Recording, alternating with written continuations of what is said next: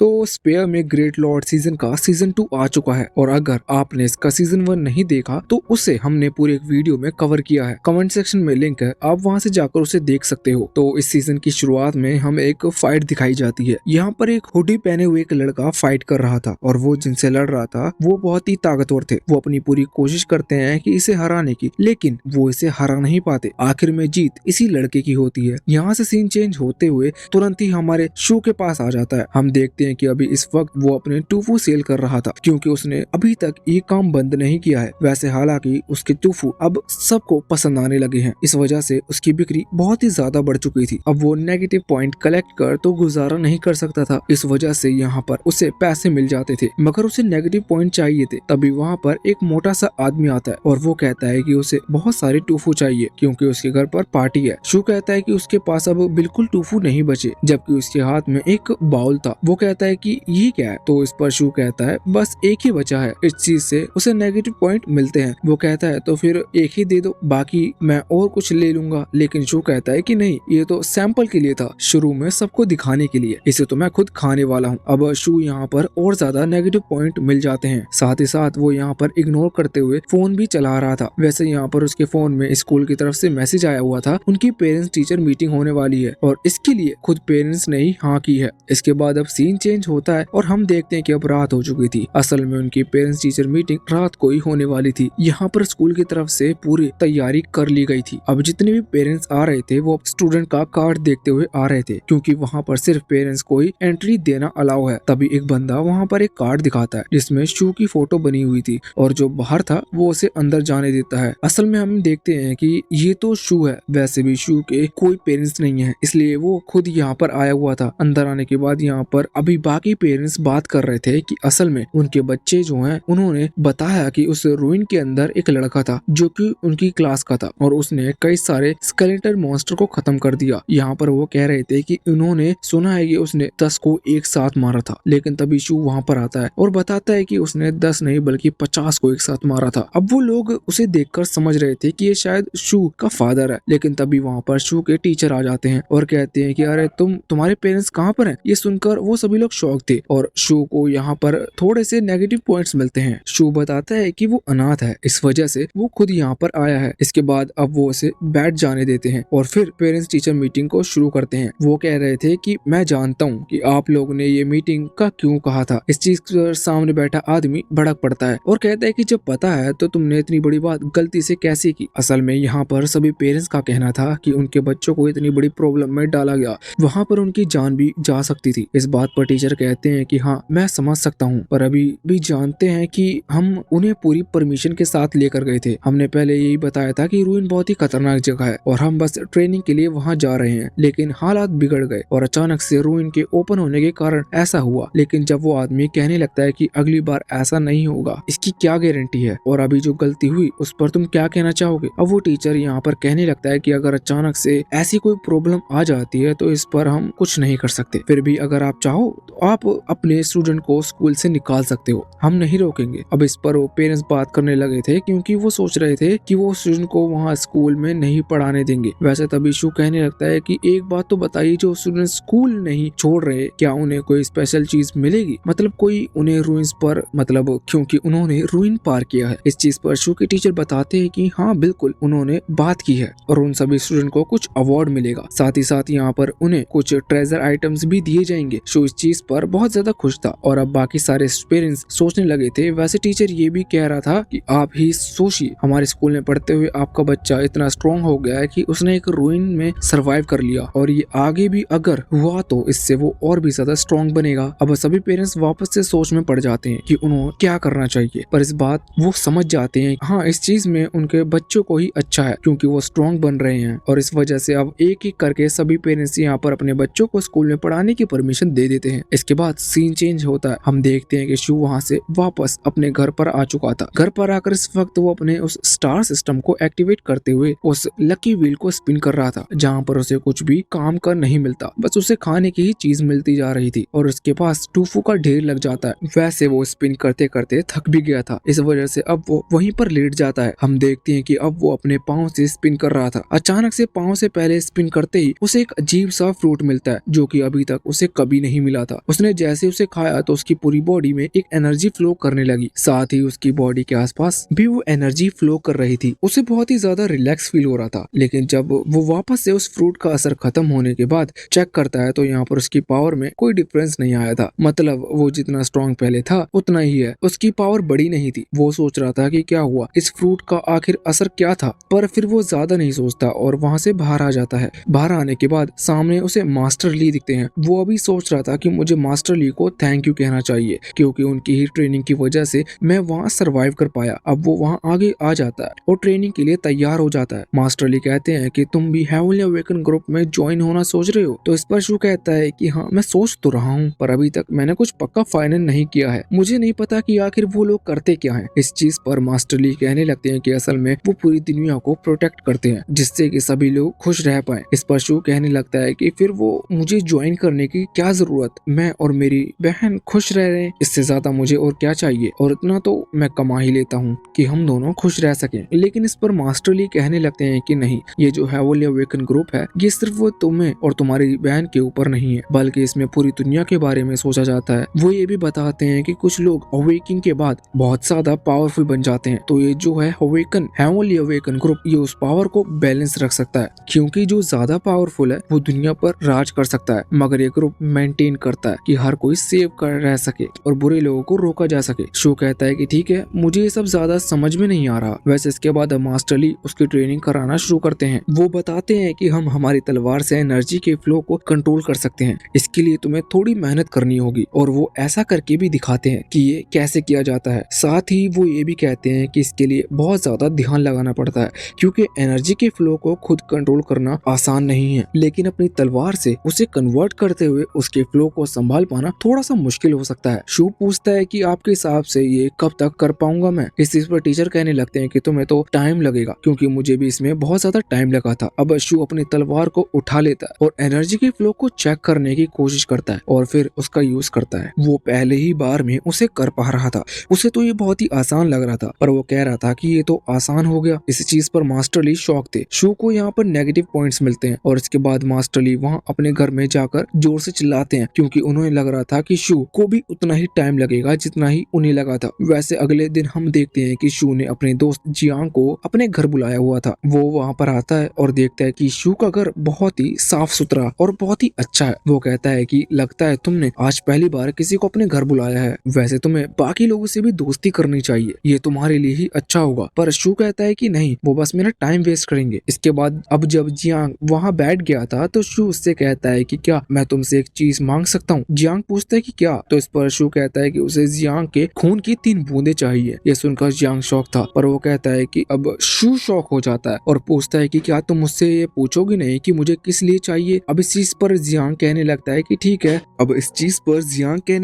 ठीक है। तो फिर बता दूं तुम्हें ये 3 बूंद क्यों चाहिए। लेकिन इस पर शू कहने लगता है कि नहीं, मैं तुम्हें नहीं बताऊंगा। अब जियांग कहता है मुझे पता था, और इसके बाद वो शू की दी हुई उस नली जैसी चीज में अपने ब्लड की कुछ बूंदे दे देता है और फिर वो लोग बाहर आ जाते हैं। यहाँ पर मास्टर ली और उनकी वाइफ बैठे हुए थे। उन्हें लगता है कि जियांग लड़की है, लेकिन शू बताता है कि नहीं, ये एक लड़का है और ये मेरा अच्छा दोस्त है। वैसे अगले सीन में हम देखते हैं कि शू अभी अपनी बहन लूशियाओ के साथ बैठा हुआ था और यहाँ पर वो लूशियाओ से कह रहा था कि अब उसका भी स्कूल चालू होने वाला है। लूशियाओ शौक थी, अभी तक वो स्कूल नहीं जाती थी, लेकिन शू उसे एक स्कूल में एडमिशन दिलाने की सोच रहा है। लेकिन अब स्कूल के बारे में सुनकर लूशियाओ बहुत ही ज्यादा शॉक और डिप्रेस हो गई थी। वो कहती है कि तुम ऐसा क्यों कर रहे हो। अब शू कहने लगता है कि पहले हम इस चीज को अफोर्ड नहीं कर पाते थे, लेकिन अब इसे अफोर्ड कर सकते हैं, तो तुम्हें भी स्कूल ज्वाइन कर लेना चाहिए। वहाँ पर तुम बहुत सारे दोस्त बनाना, फिर तुम बोर नहीं होगी। वैसे अगले सीन में हम देखते हैं कि अभी शू रात के टाइम मास्टर ली के साथ ट्रेनिंग करने के लिए आया था। तो यहाँ पर मास्टर ली कह रहे थे कि मुझे पता है कि तुम लू शाओ को भी एडमिशन दिला रहे हो और तुम शाओ के पास गए थे उसे वो ब्लड सैंपल देने के लिए। असल में वहाँ पर हमें पूरी डिटेल में बात पता चलती है। शू के स्कूल में एक कल्टीवेशन टेस्ट होने वाला है, जिसके लिए उन्हें अपना ब्लड देना था। इससे पता चलेगा कि वो उस क्लास में एडमिशन लेने के लिए क्वालिफाई है कि नहीं। अब शू जानता था कि उसके पास बहुत सारी पावर है, लेकिन मास्टर ली को यहाँ पर लग रहा था कि शायद शू और लू शाओ दोनों ही डरे हुए हैं। इस वजह से शू ने अपने दोस्त को बुलाया और उसका ब्लड सैंपल वहाँ पर दिया। शू भी यहाँ कह रहा था कि उसे डर लग रहा है कि उसे क्वालिफाई करेंगे कि नहीं। वैसे मास्टर ली कहते हैं कि तुम्हें डरना नहीं नहीं चाहिए और वो शू को एक दूसरी टेस्ट ट्यूब देते हैं जिसके अंदर क्या पता किसका ब्लड था। वो कहते हैं कि तुम्हें उसे टेस्ट ट्यूब को इसके बदले देना चाहिए क्योंकि उन लोगों के पास एक बहुत बड़ी लेबोरेटरी है और वैसे भी तुम्हारा दोस्त पहले से वहाँ पर अपना ब्लड दे चुका होगा। इसका मतलब जब वहाँ रिजल्ट की बारी आएगी तो पता चल जाएगा कि ब्लड तो बिल्कुल सेम है। शू भी ये बात समझ गया था मगर अब प्रॉब्लम ये थी कि वो पहले ही लूशियाओ के साथ जाकर शाओ को वो टेस्ट ट्यूब देकर आया है जिसमें जियांग का ब्लड था, लेकिन अब वो इस टेस्ट ट्यूब को ले लेता है। वैसे रात थी और ये जो रिजल्ट की बारी थी वो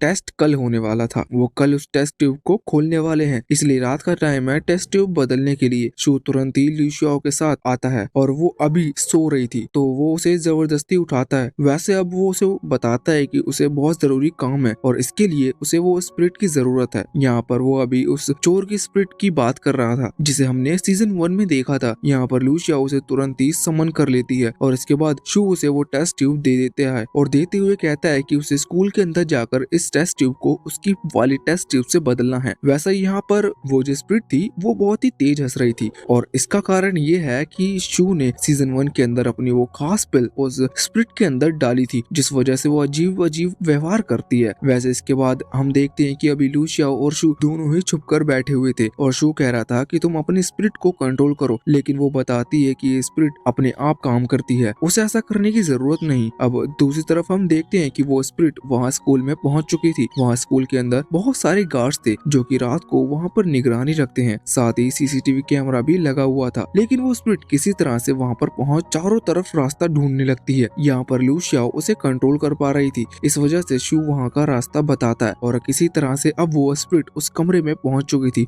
वो जाकर उस टेस्ट ट्यूब को शू वाली टेस्ट ट्यूब से बदल देती है। जिसके बाद जब वो वहाँ से निकलने लगी थी तो यहाँ पर एक गार्ड आ गया था। वो उसे देखकर डर जाता है कि ये आदमी कौन है, लेकिन शू कहता है कि इस पर हमला कर उस स्पिरिट को वहाँ से जल्दी से निकालो। लूशियाओ ऐसा ही करती है, लेकिन अब और गार्ड आने लगे थे, इस वजह से उस स्पिरिट को वहाँ एक कमरे में छुपना पड़ता है। अब वो कुछ देर छुपी रहती है, लेकिन जब वहाँ पर गार्ड उसके पास आने लगे थे तो उसे बाहर निकलकर हमला करना पड़ता है। इतने में अचानक से पीछे कोई गोली चला देता है जो कि सीधा जाकर उस स्पिरिट को लगती है। अब इस चीज में शू डर जाता है और वो तुरंत ही चिल्लाता है कि तुम्हें कुछ हुआ तो नहीं। असल में उसे लगा कि स्पिरिट को चोट लगने की वजह से शायद लूशियाओ को भी चोट लगी होगी, लेकिन वो देखता है कि लूशियाओ को चोट नहीं लगी। लूशियाओ बताती है कि असल में जब तक उसकी स्पिरिट को कुछ पक्के रूप से नहीं लगता, जैसे कि उसकी स्पिरिट खत्म नहीं हो जाती, तब तक उसे कोई भी दर्द नहीं होगा, ना ही उसे कोई चोट लगेगी। इस चीज पर शू थोड़ा सा रिलैक्स फील करता है। वैसे वहाँ पर हम देखते हैं कि वो बुलेट असल में उस स्पिरिट के आर पार चली गई थी, जिस चीज में वहाँ पर हर कोई बहुत ही ज्यादा शॉक था। और इसके बाद अब वो स्पिरिट बिना लड़ाई करते हुए वहाँ से भागने की कोशिश करती है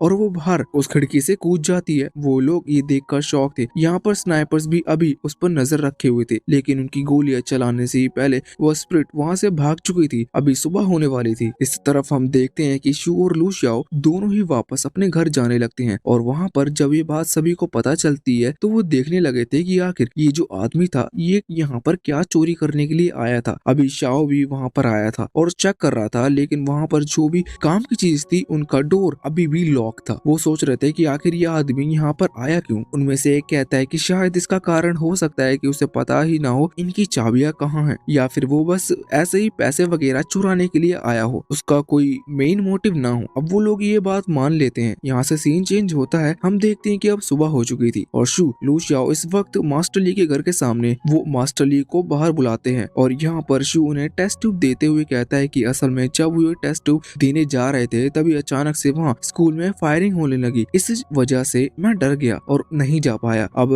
आप इसे अपने पास ही रख लीजिए। शू उन्हें वो लौटा देता है और वो कहते हैं कि कोई बात नहीं, मैं तुम्हारी मदद करूंगा और इसे चेंज करने की कोशिश करूंगा। अब शू वहाँ से चला गया था। इसके बाद मास्टर ली अंदर आते हैं। यहाँ पर आकर वो अपनी वाइफ को बता रहे थे कि फायरिंग स्कूल में हुई, क्या तुम्हें इसके बारे में कोई न्यूज है। तो इस पर उनकी वाइफ कहती है कि हाँ, उसने सुना है कि एक काले कपड़े में आदमी वहाँ पर आया कुछ चोरी करने के लिए। वैसे तो वो कुछ चोरी करके नहीं ले जा पाया क्योंकि गोली चलने लगी थी, लेकिन उसकी शक्ल किसी ने नहीं देखी। इस पर मास्टर ली कहते हैं कि इसका मतलब वो शू नहीं था। चलो अच्छा है। वो ये भी कह रहे थे कि उन्हें लगा कि शायद ये शू की कोई ट्रिक है और उसने ही वहाँ पर जाकर टेस्ट ट्यूब बदलने की कोशिश की, पर ये सुनकर वो खुश है कि शू ने ऐसी गलती नहीं की। वैसे इस पर उनकी वाइफ कहने लगती है कि क्या हो अगर सच में ये शू का कोई प्लान हो। तो मास्टर ली कहते हैं कि नहीं, उन्हें नहीं लगता कि वो ऐसा कुछ करेगा। पहले तो उन्हें शक था पर अब उन्हें ऐसा नहीं नहीं लगता। वैसे उनकी वाइफ कहने लगती है कि आप एक बात बताइए, अपने ये टेस्ट ट्यूब शू को क्यों दी? अगर आप चाहते तो एक दिन पहले खुद जाकर वहाँ पर टेस्ट ट्यूब बदल सकते थे। इस पर मास्टर ली कहते हैं कि हाँ मैं जानता हूँ, लेकिन फिर भी उसने गलती की थी तो उसकी गलती उसे को सुधारनी चाहिए। इस पर उनकी वाइफ कहती है कि आप और आपकी बातें। वैसे वहाँ शू जा रहा था और वो उनकी बात पर ध्यान नहीं देता, पर मास्टर ली उसे देखते हैं। अब यहाँ से सीन चेंज होता है। अगले सीन में हम आ चुके थे शाओ और बाकी सभी के पास। असल में वो इस वक्त सीसीटीवी कैमरा में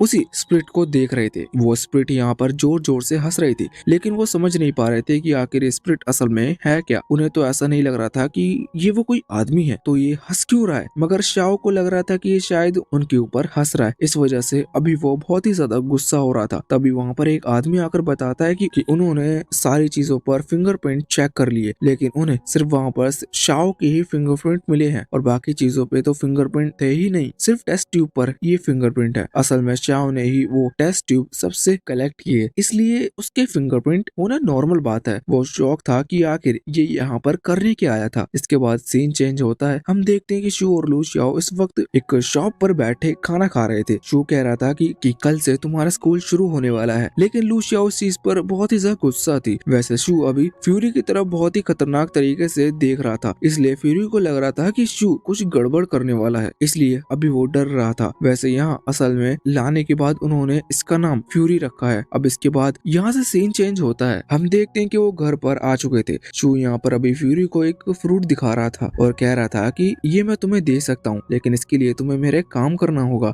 असल में शू को पता चल गया था कि जब ये वहाँ पर गया तब ये फ्यूरी वहाँ से उस घर के आसपास जितने भी चूहे रहते हैं उनके साथ कांटेक्ट बना रहा है और उनकी अच्छी दोस्ती भी हो गई है। इसका मतलब शू को लग रहा था कि अगर वो चाहे तो इसके साथ तो इसके थ्रू उन चूहों से कुछ भी काम करवा सकता है। वो फ्यूरी से कहता है कि क्या तुम इन्हें कंट्रोल कर सकते हो? पहले तो वो ये पूछता है कि क्या तुम सच में चूहों को बुला सकते हो, जिस चीज पर फ्यूरी वहाँ खिड़की के पास आकर जोर से सीटी बजाता है और फिर बहुत सारे चूहे वहाँ इकट्ठा हो जाते हैं। चूहे देखकर शौक था। वो कहता है कि क्या तुम कुछ इनमें से किसी को काम करवा सकते हो, पर फ्यूरी अपनी साइन लैंग्वेज को बताता है कि नहीं, वो अभी इतना कैपेबल नहीं है कि वो इन्हें ऑर्डर दे सके। वैसे शू को भी समझ नहीं आया था, इस वजह से लू शाओ से बस ट्रांसलेट कर बता रही थी, पर इस पर भी शू ये देखकर बहुत खुश था कि आगे चलकर सच में वो इन चूहों का फायदा उठा सकता है। इस वजह से वो फ्यूरी को वो फ्रूट दे देता है। यह फ्रूट खुद शू ने पॉइंट से खरीदा था, इस वजह से ये बहुत ही खास था। फ्यूरी उसे खाते ही उसकी पावर बढ़ जाती है और उसका कलर पूरी तरह से व्हाइट हो गया था। साथ ही यहाँ पर वो बहुत ही स्ट्रॉन्ग भी हो गया था। वो तुरंत ही अपनी बॉडी दिखाता है। अभी लू शाओ की तरफ पंच करने वाला था, लेकिन लू शाओ उसे पकड़ने लगती है और कहती है कि तुम सच में इतने ज्यादा क्यूट हो। अब इसके बाद शू अपने वॉशरूम में आ जाता है। वहाँ से एक बाल्टी पानी भरकर लाता है और उसके अंदर उसी फ्रूट का रस मिला देता है,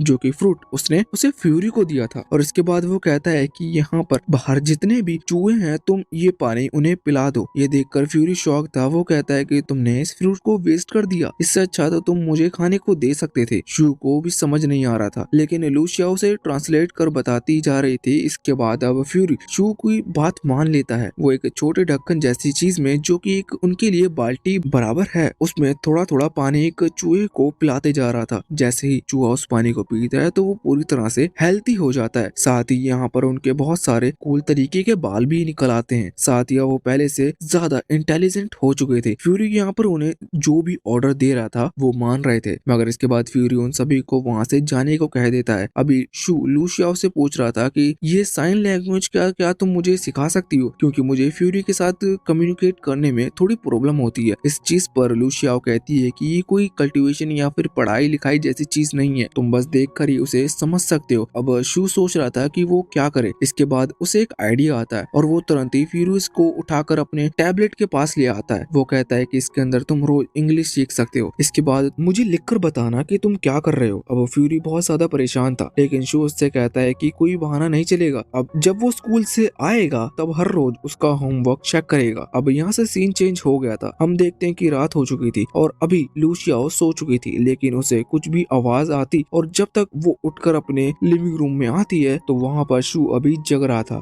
वो पूछती कि तुम क्यों नहीं सोए। इस पर शू कहता है कि मैं ये काम करके ही सोऊंगा। अब लू शाओ वापस लौट गई थी। यहाँ पर हम देखते हैं कि शू इस वक्त लू शाओ का बैग पैक कर रही थी, क्योंकि कल से लू शाओ के स्कूल चालू हो रहे हैं। शू बैग पैक करते वक्त वही टाइम याद कर रहा था जब उनके पास खाने तक का पैसे नहीं थे, लेकिन उसने मेहनत कर किसी तरह से अब इतना पैसा बना लिया है है कि वो अपनी बहन को एक स्कूल में भेज सकता है। वो भी खुश था। वैसे इसके बाद सीन चेंज होता है। अगली सुबह हम देखते हैं कि शू अपनी बहन को इसी स्कूल लेकर आया था जहाँ पर वो पढ़ता है और उसकी ड्रेस भी सेम थी। उसने एडमिशन पहले ही मिस्टर शू से कहकर करवा लिया था और आज लूशियाओ का पहली क्लास है। अब लूशियाओ शू से बहुत ही ज्यादा गुस्सा थी। वो कह रहे थे कि तुम मेरे लिए कैसा बैग लेकर आए हो, ये तो बच्चों की तरह है, ये तो कोई फर्स्ट ग्रेड का स्टूडेंट भी यूज नहीं करेगा। लेकिन इस पर शू कहता है कि तुम भूलो मत, तुम भी पहली बार स्कूल जा रही हो। लेकिन लूशियाओ कहती है कि हाँ, लेकिन तुम भी मत भूलो कि मैंने टेस्ट में टॉप किया था और इस वजह से मुझे आगे की क्लास मिली है। अब जब लूशियाओ वहाँ क्लास में पहुँचती है तो हमें पता चलता है कि उसे 9th क्लास में एडमिशन मिल चुका है क्योंकि उसकी एज ज्यादा है और उसे 2nd ग्रेड मिला था। यहाँ पर टीचर कहते हैं कि ये आज से हमारी क्लास में पढ़ेगी और साथ ही टीचर उसे अपना नाम लेने को कहते हैं। तो यहाँ पर वो बताती है कि उसका नाम लूशियाओ है और बस वो चुप हो जाती है। वो बाकी कोई इंस्ट्रक्शन नहीं देती। इस वजह से यहाँ शू को नेगेटिव पॉइंट्स मिल रहे थे। वैसे टीचर ये भी कहती है कि कल से तुम इस स्क्विरल को अपने साथ मत लेकर आना। अब जैसे ही लूशियाओ ये सुनती है तो वो तुरंत ही फ्यूरी को उठाकर अपने पॉकेट में रख लेती है और वहाँ से जाकर अपने बेंच पर बैठ जाती है। इसके बाद यहाँ से सीन चेंज होकर बाहर ग्राउंड की तरफ आता है। वहाँ पर हम देखते हैं कि शू और बाकी वो सारे स्टूडेंट जो कि उस रूइन के अंदर गए थे वो अभी खड़े हुए थे। यहाँ पर असल में उन लोगों को हेवनली अवेकन ग्रुप का मेंबर बनाया जा रहा है। ये बात हम सीजन 1 में ही जान चुके हैं कि हेवनली अवेकन ग्रुप के अलावा और एक ग्रुप है जो थोड़े लो लेवल में है, मगर वो है एक ही ग्रुप। तो यहाँ पर अभी इन लोगों को उसी जूनियर ग्रुप में रखा गया था। तो यहाँ पर बहुत सारे रिपोर्टर्स और साथ ही बाकी स्टूडेंट के पेरेंट्स भी आए हुए थे जिन्हें थोड़ा दूर रखा गया था। अभी यहाँ से जो टीचर है जो कि हमें वहाँ उस रूइन के अंदर देखने को मिले थे, वो शू के पास आकर उससे कहते हैं कि तुमने रूइन के अंदर बहुत अच्छा परफॉर्म किया, तुमने सबकी मदद की और उन स्केलेटन से लड़कर तुमने सबकी जान बचाई। शू कहता है कि हाँ, मैं जानता हूँ, आपको थैंक यू कहने की जरूरत नहीं है। मगर इतने में ही वो शू को गले लगा लेता है। शू ये चीज देखकर शॉक था। अब टीचर तो वहाँ से चले गए थे लेकिन शू मन में सोच रहा था कि आज पहली बार किसी ने मुझे इतने अच्छे से बात की है। अब यहाँ पर सभी को लाइन बनाकर खड़े होने को कह दिया जाता है। इसके बाद सामने वहाँ शाओ आता है और यहाँ पर अभी वो सभी को स्पीच देने लगा था जो कि वो भूल गया था। इस वजह से उसने पहले ही उसे लिख रखा था। वो निकालता है और कहता है कि आप सभी को पता है कि आज से वो दिन है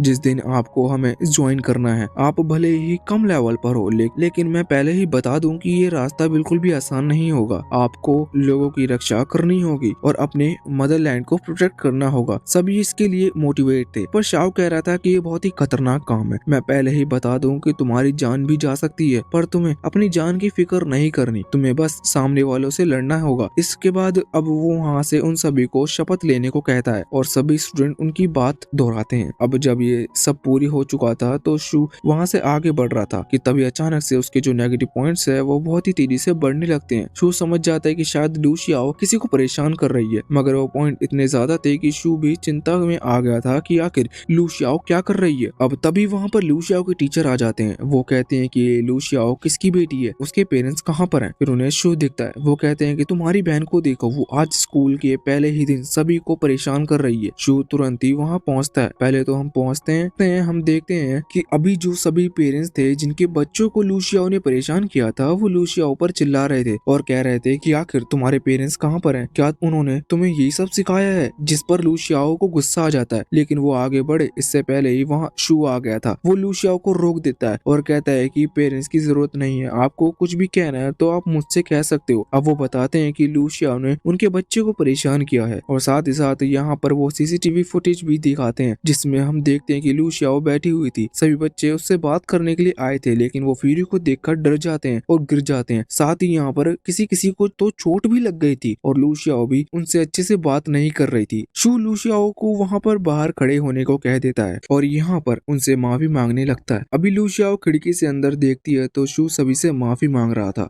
और कह रहा था कि अब ऐसी गलती नहीं होगी और अगर किसी को ज्यादा चोट आई हो तो उसका खर्चा वो उठाएगा। वो उनको पैसे दे देता है और इसके बाद अब वो वहाँ से वापस आने लगता है। लूशियाओ जानती थी कि उसके भाई ने पैसे किस तरह से कमाए हैं, इस वजह से वो बहुत ही दुखी थी और वो शू को सॉरी कहना चाहती थी, लेकिन शू आगे आगे जा रहा था और वो जैसी भाग के आगे बढ़ती है शू अपनी स्पीड बढ़ा देता है। शू यहाँ पर उससे बात भी नहीं कर रहा था। लूशियाओ बहुत ही कोशिश करती है उससे माफी मांगने की और बात करने के लिए, लेकिन शू उससे बिल्कुल भी बात नहीं करता। वो पूरे रास्ते इस तरह से तेज स्पीड से आगे बढ़ता जा रहा था। अब घर पहुंचने के बाद जब वो गेट खोल रहा था था तो लू शियाओ रोने लगती है और कहने लगती है कि क्या तुम मुझे वापस से ऑर्फनेज भेज दोगे। और उसके रोते हुए देख शू अब घर का गेट नहीं खोलता बल्कि वो सीढ़ी के थ्रू अपने घर की छत पर चला जाता है और वो वहाँ जाकर कहता है कि यहाँ आओ। इसके बाद लूशिया रोना बंद करती है और घर की छत पर आती है। यहाँ पर आने के बाद शू उससे कहता है कि देखो तुम चुपचाप बैठ जाओ और मेरी बात सुनो। सबसे पहले तो शू उससे पूछता है कि क्या तुम्हें पता है कि तुम्हारी गलती क्या है। इस पर लूशिया कहती है कि हाँ, मैंने उन लोगों को मारा, मेरी यही गलती थी। वैसे गलती मेरी असल में नहीं थी क्योंकि वो मुझसे बात नहीं कर रहे थे, वो मुझे चिढ़ा रहे थे। शू कहता है कि हाँ चलो ये तो अच्छा है कि तुम्हें तुम्हारी गलती पता है, लेकिन इससे भी बड़ी गलती तुम्हारी ये थी कि तुमने अब उन्हें मारना सही समझा। तुम्हें उनके ऊपर ध्यान नहीं देना चाहिए था। एक बात समझ लो, जो ताकतवर होता है वो हमेशा कमजोर पर हाथ उठाता है या उसे मारता है, लेकिन अगर हम भी वैसे बन गए तो फिर उस ताकतवर में और हम में क्या अंतर होगा। तुम्हें हमेशा सही राह पर चलना चाहिए। अब लूशिया उसकी बात समझ तो रही थी मगर वो ध्यान से ना सुनने का नाटक कर रही थी। वो कहती है कि ठीक है, तो मैं अब से किसी पर ऐसे हाथ नहीं उठाऊंगी। शू कहता है कि हाँ तुम समझ गई, अच्छी बात है। वैसे शू यहाँ पर ये भी बताता है कि मैं अभी एक सवाल से बहुत ही परेशान हूँ। लूशिया कहती है कि बताओ, शायद उसका सॉल्यूशन मैं बता सकूं। अब शू कहना तो चाहता था मगर उसे मास्टर ली की बात पूछनी थी, तो वो कहता है कि एक बात बताओ, हम ताकतवर हैं तो अगर कभी हमें किसी की मदद करने की जरूरत पड़े तो हमें करनी चाहिए कि नहीं। इस पर लूशिया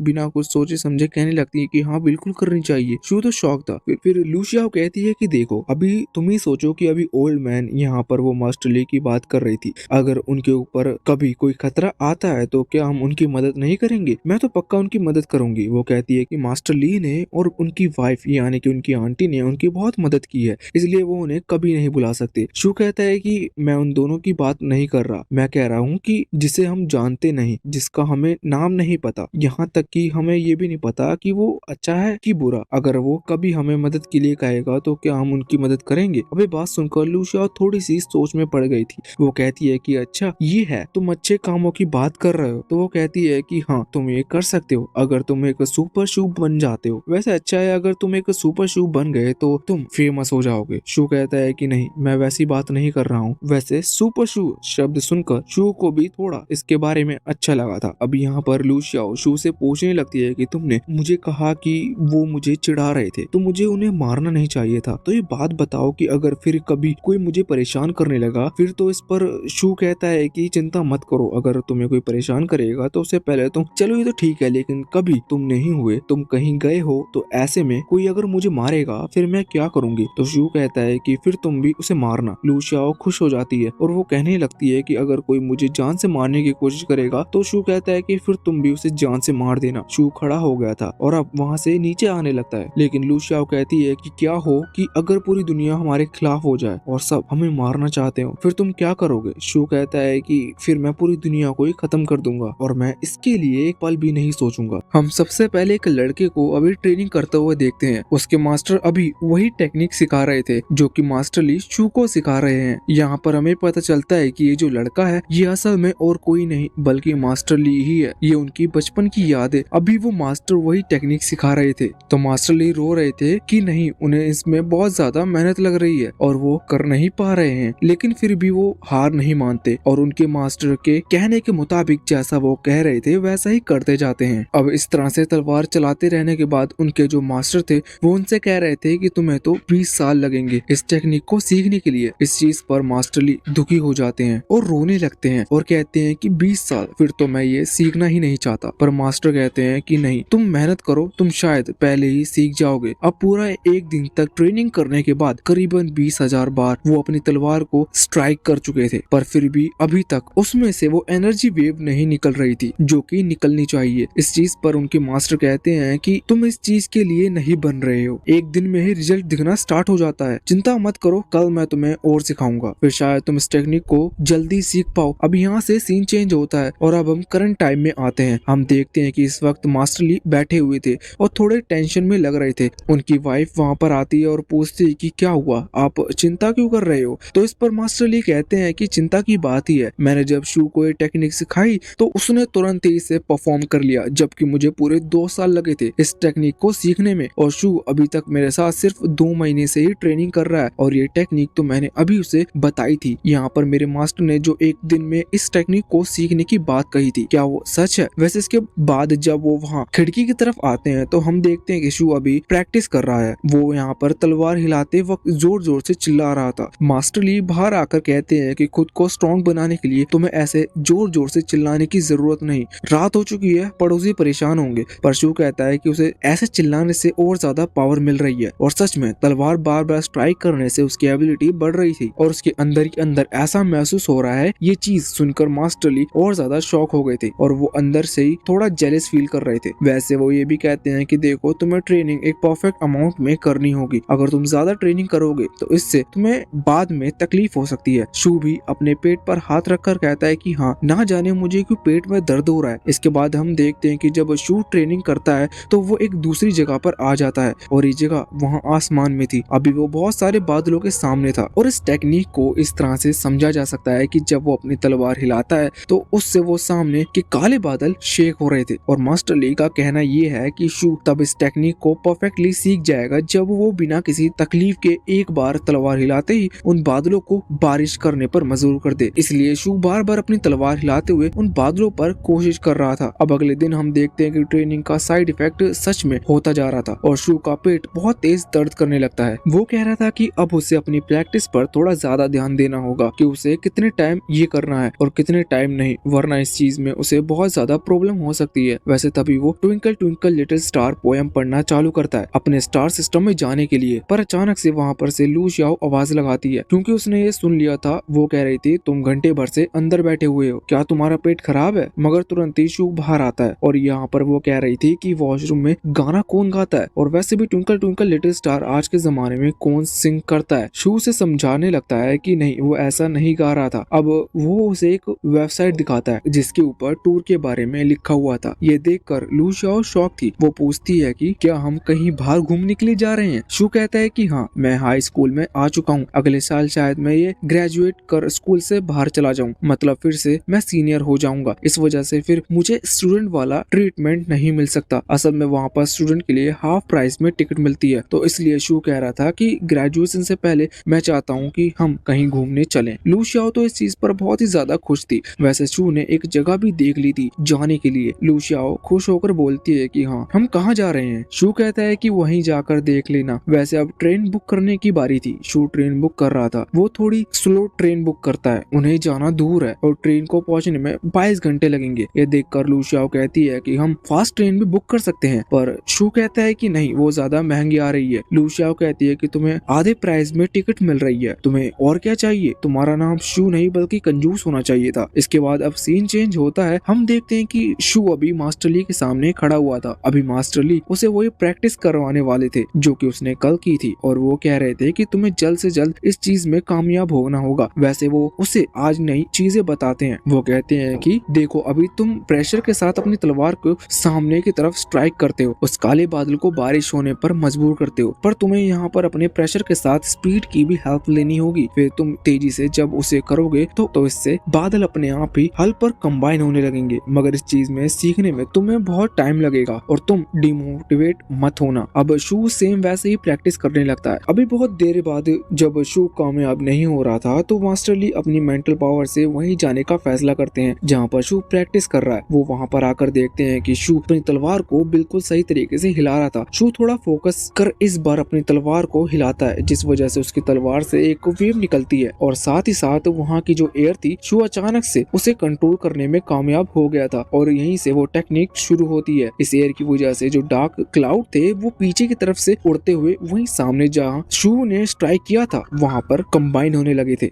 जब ज्यादा बादल वहाँ मिल जाते हैं तो अचानक से वहाँ पर पानी भी गिरने लगता है। अभी ज्यादा बारिश नहीं हुई थी, इसका मतलब शू ने इसे पूरी तरह से नहीं सीखा, पर फिर भी शू अपने फर्स्ट स्टेप में कामयाब हो चुका था। अब यहाँ रियल वर्ल्ड में आने के बाद मास्टर ली देखते हैं कि जब वो स्ट्राइक शू ने रियल वर्ल्ड में करी थी तो इस वजह से वहाँ पर एक साउंड फैलता है जिसे मार्शल आर्ट साउंड कहते हैं। ये देखकर मास्टर ली बहुत ही ज्यादा शॉक हो गए थे और इस साउंड की जो वेव थी वो वहाँ बहुत दूर तक फैली थी और जो एनिमल्स सिर्फ वो ही इसे नोटिस कर सकते थे। नॉर्मल ह्यूमन के लिए नोटिस करना बहुत ही ज्यादा मुश्किल था। इसके बाद यहाँ से सीन चेंज होता है और हम आ जाते हैं वापस से मास्टर ली के पास्ट में, जहाँ पर मास्टर ली अभी अपने मास्टर के सामने बैठे हुए थे। वो पूछते हैं कि आखिर ये मार्शल साउंड होता क्या है। इस चीज पर उनके मास्टर कहते हैं कि उन्हें भी इस चीज के बारे में नहीं पता, क्योंकि जब उनके भी मास्टर उन्हें इस चीज के बारे में बता रहे थे तब वो वो टॉयलेट चले गए थे, इस वजह से वो कुछ भी जान नहीं पाए थे। मगर मास्टर ली यहाँ पर दुखी हो जाते हैं, पर वो उन्हें इतना पता चल चुका था कि ये कोई नॉर्मल चीज नहीं है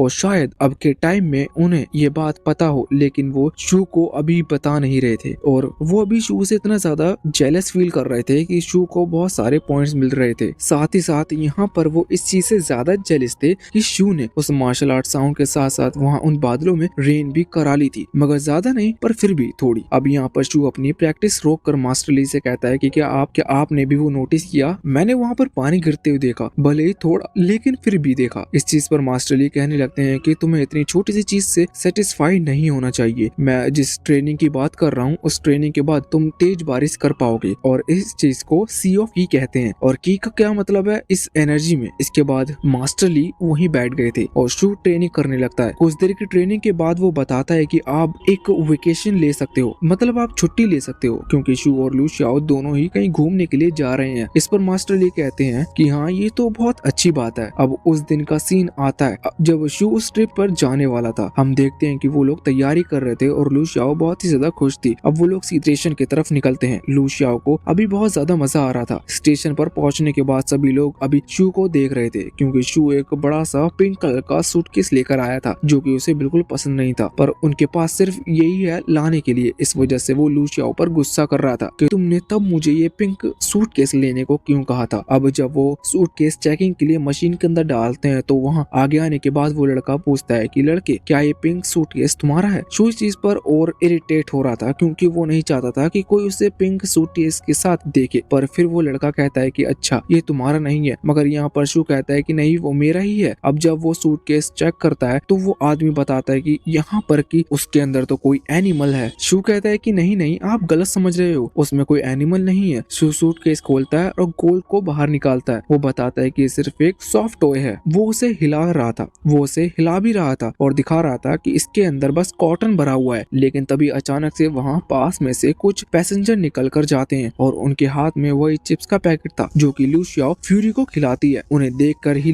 फ्यूरी खुश हो गया था और तुरंत ही उसने दूसरी तरफ देखना चालू कर दिया था। इस वजह से सामने वो आदमी शॉक हो जाता है और कहता है कि नहीं आप अपने पेट को अपने साथ नहीं ले जा सकते। अब इस वजह से शू को उस ब्लैक को लेकर वहाँ से बाहर आना पड़ता है। वो ब्लैक बहुत ही चिल्लाता है, साथ ही वो उसका होमवर्क भी दुगना कर देता है, मगर उन्हें ब्लैक को अपने साथ ले जाना था। इस वजह से शू कहता है कि तुम्हें प्लेटफॉर्म के ऊपर की जो सीलिंग है उस रास्ते से वहाँ प्लेटफॉर्म पर आना होगा, जिसके बाद ब्लैक वहाँ से चल कर गया था। अब जब ये यहाँ प्लेटफॉर्म के अंदर आते हैं तो ब्लैक ऊपर वाले रास्ते से आ चुका था और उसे किसी ने देखा भी नहीं था। लू शाओ उसे उसके फेवरेट चिप्स दे देती है और इसके बाद अब उनकी ट्रेन वहाँ पर आती है। लेकिन अब अंदर आने से पहले जब वो अपनी जगह ढूंढ रहे थे तो उन्हें बहुत टाइम लगता है, और जब कुछ देर बाद उन्हें अपनी जगह मिल जाती है तो वो वहाँ पर देखते हैं कि कुछ स्टूडेंट बैठकर ताश खेल रहे थे। शू उनसे कहता है कि ये हमारी जगह है, लेकिन वो कहते हैं कि अभी तुम हमारी सीट पर बैठ जाओ। असल में उनकी सीट ऊपर वाली थी। ट्रेन में दोनों साइड 3-3 सीट है। अब शू उस लड़के से कहता है कि ये सीट कौन सी है, तो वो बताता है कि ये अपर सीट है। फिर शू मिडिल वाले की तरफ पॉइंट करते हुए पूछता है कि ये कौन सी है, तो वो बोलता है कि ये मिडिल सीट है। जिसके बाद शू नीचे वाली सीट पर कहता है तो वो लड़का कहता है कि लोअर सीट है। शू कहता है कि नहीं ये मेरी लोअर सीट है, तुम मेरी सीट पर बैठे हुए हो। अब इस पर उस लड़के को गुस्सा आ जाता है। वैसे शू यहाँ पर उसकी पावर कैलकुलेट करने की कोशिश करने लगता है तो उसे पता चलता है कि ये लड़का ई रैंक पर है। इसका मतलब ये शू से बहुत ज्यादा कमजोर है। लेकिन तभी उस लड़के का साथ उसकी जो दोस्त था वो उसे रोक लेती है और उससे कहती है कि हमें लड़ना नहीं चाहिए। जिसके बाद वो पीछे चला गया था। शू कहता है कि अच्छा तो तुम रैंक ई पर हो। जिस पर वो लड़का कहता है कि हाँ तुम्हें देख कर तो नहीं लगता, लेकिन तुम कमजोर लगते हो, क्या तुम रैंक ई पर ही हो। अब शू इस पर कुछ ऐसा कह देता है जिससे उस लड़के को गुस्सा आ जाता है। लेकिन जब वो हमला करने वाला था इतने में ही वहाँ पर टीसी आ गया था। वो टिकट का पूछता है, शू उसे टिकट दिखाता है। जिसके बाद वो लड़ाई रुक गई थी और अब रात हो जाती है। वो लोग सो जाते हैं। अब रात के टाइम हम देखते हैं कि जब सब सो गए थे तो शू वहाँ से उठकर जाता है। वो यहाँ बाहर आ चुका था जहाँ पर वो मेन गेट होता है। गेट अभी बंद थे। यहाँ पर आकर वो वही प्रैक्टिस कर रहा था जो कि मास्टर ली ने उसे सिखाई थी। उसके पास अभी तलवार नहीं थी, लेकिन वो बस सामने हाथ में इमेजिन कर रहा था कि उसके हाथ में तलवार है। और जब वो उस टेक्निक की प्रैक्टिस करना चालू करता है तो अचानक से वो एयर प्रेशर जाकर सीधा सामने की खिड़की की कांच पर लगता है, जिस वजह से वो कांच टूट जाते हैं। वैसे अभी इस टेक्निक का यूज करने की वजह से शू के पेट में फिर से दर्द चालू हो जाता है, मगर मगर जब वो सामने देखता है कि उसने खिड़की का कांच तोड़ दिया है और तो वो बहुत ही ज्यादा दुखी हो गया था। जब वो फिर से कोशिश कर रहा था तो इस बार उसकी स्पिरिचुअल एनर्जी और वो एयर प्रेशर काम नहीं कर रहा था, क्योंकि वो एक साथ अभी इतना बस इसी टेक्निक का यूज कर सकता है। मगर फिर वो सोचता है कि उसने इस खिड़की का कांच तोड़ दिया है तो वो ऐसे छुप कर नहीं भाग सकता। वैसे तो उसे किसी ने देखा नहीं था, लेकिन फिर भी उसके हिसाब से उस कांच की जितने रुपए थे वो उतने रुपए एक लिफाफे में बंद कर वहाँ टीसी के पास जाकर उसे रख देता है। यहाँ पर वो टीसी भी बहुत ज्यादा शॉक था ये देखकर कि ये पैसे किसने रखे। बाद में वो बाहर देखता है तो कांच टूटा हुआ था, लेकिन वो शू की ईमानदारी देखकर शॉक था। अब हम देखते हैं कि सुबह हो चुकी थी। शू यहाँ पर लूसियाओ के पास आता है और उससे कहने लगता है कि उठ जाओ, सुबह हो चुकी है, हमें ब्रश कर लेना चाहिए। असल में इस ट्रेन में पूरी फैसिलिटी है। तो लूसियाओ उठ तो नहीं रही थी, पर शू उसे फिर से इंस्टेंट नूडल का लालच देकर उठा देता है। बाद में वो ब्रश करती है और फिर वो शू से कहती है कि इंस्टेंट नूडल कहाँ पर है। शू तुरंत ही चला जाता है साफ पानी लेने के लिए, और जब वो वापस लौट कर आ रहा था तभी अचानक से उसका पेट बहुत ही ज्यादा तेज दर्द करने लगता है। वो खुद से कहता है कि मैंने बहुत बड़ी गलती कर दी, अब की बार से कभी भी मैं कहीं घूमने जाऊंगा तो प्रैक्टिस नहीं करूंगा। अब वो लूसियाओ के पास आता है, उसे इंस्टेंट नूडल दे देता है। बाद में हम देखते हैं कि जब लूसियाओ नूडल्स खा रही थी तभी शू सुनता है कि ऊपर वो सभी बात कर रहे हैं। यहाँ पर अभी वो लड़का कह रहा था कि ये स्पिरिचुअल स्टोन्स ब्लैक मार्केट में मिलना थोड़ा आसान होते हैं, पर इनकी कीमत बहुत ही ज्यादा होती है और आजकल मार्केट में ये काम आ रहा है, जिस वजह से इनका भाव और भी ज्यादा बढ़ रहा है। तभी उसकी वो दोस्त कहती है कि उसने एक स्पिरिचुअल स्टोन खरीदा है जो कि थोड़ा लो लेवल का है, और वो बताती है कि उसे 50,000 युआन में मिला है। इस पर वो लड़का कहता है कि ये तो फिर अच्छा है, तुम्हें सस्ते में मिल गया, क्योंकि मैंने स्पिरिचुअल स्टोन 1,20,000 युआन का खरीदा है। शू ये बात सुनकर शॉक था, लेकिन वो समझ गया था कि उसके दोस्त जियांग ने स्पिरिचुअल स्टोन शायद इसी लड़के को बेचा था, और अब वो थोड़ा हंसने लगता है। तभी वो लड़का देखता है कि तुम हंस क्यों रहे हो। शू कहता है कि कुछ नहीं, मैं बस ऐसे ही हंस रहा था, तुम्हारे पास ये स्पिरिचुअल स्टोन है और तुमने इसे ब्लैक मार्केट से खरीदा। वो लड़का कहता है कि हाँ, तुम इसके बारे में सोचो भी मत, ये बहुत ही महंगा है। और इसके बाद अब वो नीचे आ गया था और कह रहा था तुम तो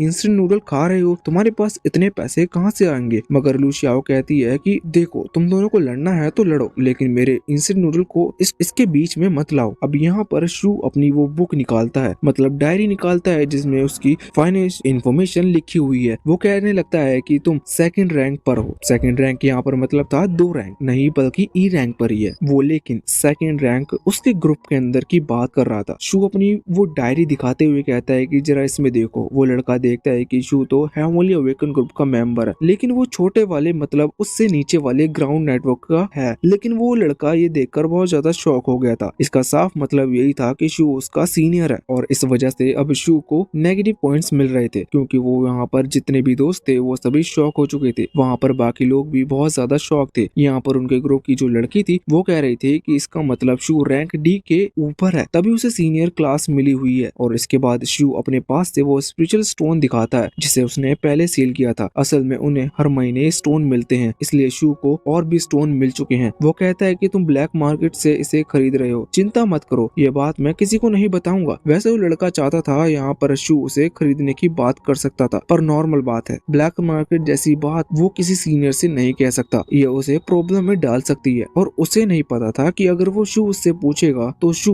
उसे सील करेगा कि नहीं। बाद में वो लोग बिल्कुल शांत बैठ जाते हैं और शू से कुछ नहीं कहते। इसके बाद अब जब उनका स्टेशन आ चुका था तो शू वहाँ से उतरकर चला जाता है। वो लड़का कह रहा था कि हमें पहले पता होता तो हम इतनी बड़ी गलती नहीं करते। अब यहाँ पर शू और लूसियाओ बाहर आ चुके थे, लेकिन बाहर आने के बाद लूसियाओ कहती है कि तुम यहाँ क्यों खड़े हो गए, हमें चलना चाहिए, वैसे भी मुझे भूख लग रही है, हमने सिर्फ नूडल्स खाए हैं। पर शू कहता है कि नहीं रुको, अभी मुझे देखना है कि आखिर वो लड़का यहाँ पर किससे मिलता है। असल में शू चाहता था कि उसे ब्लैक मार्केट के बारे में ज्यादा पता चल सके। तभी वहाँ पर एक आदमी आता है और शू को उसके अंदर से कोई एनर्जी फील नहीं हो रही थी। वो कहता है कि ये आदमी मुझे ब्लैक मार्केट से नहीं लगता, वरना स्पिरिचुअल स्टोन को लेने क्यों आता, इसके अंदर तो कोई स्पिरिचुअल एनर्जी भी नहीं है। तभी वो आदमी उस लड़के के पास जाकर उससे कहता है कि अरे तुम यहाँ पर, मैं तुम्हें कब से ढूंढ रहा हूँ, चलो हमें चलना चाहिए। जिसके बाद वो सारे दोस्त उस आदमी के साथ एक वैन में बैठकर चले जाते हैं और शू और लूसियाओ भी उस वैन का पीछा करते हुए एक छत के दूसरी छत पर कूद रहे थे। अब कुछ देर बाद वो वैन रुकती है और अभी एक पतले से रास्ते के बाजू में एक शटर के सामने रुकी थी। शटर बंद था, लेकिन इसके बाद अब वहाँ पर शू और लूसियाओ को देखते हैं। वो एक छत के ऊपर से उन्हें ही देख रहे थे। तभी शू नोटिस करता है कि दूसरी ही गली में एक कार रुकी हुई है और उस कार के कांच ब्लैक थे, उन्हें उसकी दूसरी तरफ नहीं दिख रहा था कि ये कौन है। अब शू उसके अंदर के स्पिरिचुअल एनर्जी को महसूस कर पा रहा था, लेकिन उसे उस आदमी की इंफॉर्मेशन नहीं थी। इस वजह से वो लूसियाओ से कहता है कि तुम यहीं पर रुकना, मैं 2 मिनट में आया। शू दूसरी तरफ से के रास्ते से जाता है और खिड़की पर नॉक करता है। जब वो आदमी वहाँ खिड़की खोलता है तो शू उससे पूछता है को क्या आपके पास घड़ी है। इस पर वो आदमी कहता है कि नहीं, मेरे पास कोई घड़ी नहीं है, और फिर वो कांच लगा लेता है। 1 मिनट बाद शू फिर से नॉक करता है। वो आदमी पूछता है कि अब क्या हुआ, तो शू पूछता है कि क्या आपके पास फोन है। तो वो आदमी फिर से कह देता है नहीं, मेरे पास कोई फोन भी नहीं है, मुझे परेशान मत करो, और वो वापस से खिड़की लगा लेता है। अब फिर से 1 मिनट रुकने के बाद शू नॉक करता है और इस बार पूछता है कि क्या आप मुझे टाइम बता सकते हो। वो आदमी कहता है तुम्हारे पास फोन नहीं है। शू कहता है कि नहीं, मैं घर पर भूल गया। अब वो आदमी टाइम बताता है कि 6:35 बजे हुए हैं। शू कहता है कि आपका बहुत बहुत शुक्रिया। इसके बाद शू वहाँ से लौट आया था, लेकिन उसका जो मेन काम था कि उसे आदमी को इरिटेट करना और उससे नेगेटिव पॉइंट लेना, क्योंकि इससे शू को इन्फॉर्मेशन मिल जाएगी कि आखिर उस आदमी का नाम वगैरह क्या है। तो अब इसके बाद वो वहाँ पर वापस आ गया था। वो लूसियाओ से को बता रहा था। लूसियाओ कहती है कि एक बार मैं कोशिश करती हूँ। जब लूसियाओ वहाँ पर जाती है तो उस आदमी ने खिड़की के ऊपर एक कागज लगा दिया था जिस पर लिखा हुआ था कि अभी 6:35 हुए हैं, मुझसे टाइम मत पूछना। लूसियाओ वहाँ पर जाकर वो कागज पढ़ती है, उसके बाद उसे फाड़ देती है। वो आदमी पूछता है कि तुम्हें क्या हुआ, तो इस पर वो कहती है कि कुछ नहीं, बस मैंने देखा कि आपने खिड़की पर लिख रखा है कि अभी 6:35 हुए हैं, लेकिन अब तो 6:45 हो चुके हैं। ये सुनकर वो आदमी और भी ज्यादा गुस्सा में आ गया था, मगर वो कुछ नहीं कहता। लूसियाओ उसे वो कागज दिखाती है कि आपको ऐसा कागज नहीं चिपकाना चाहिए, मगर अब उसके इतना कहते ये पार्ट यहीं पर एंड हो जाता है। वैसे जनरल नॉलेज के लिए बता रहा हूँ कि इस सीरीज का हर हफ्ते एक ही एपिसोड आता है, इसलिए एक हफ्ते से पहले नेक्स्ट एपिसोड अपलोड करना तो इस इम्पॉसिबल है। इसलिए एक हफ्ते बाद पक्का आपको वीडियो मिल जाएगा, बस उसके लिए चैनल को सब्सक्राइब कर लेना।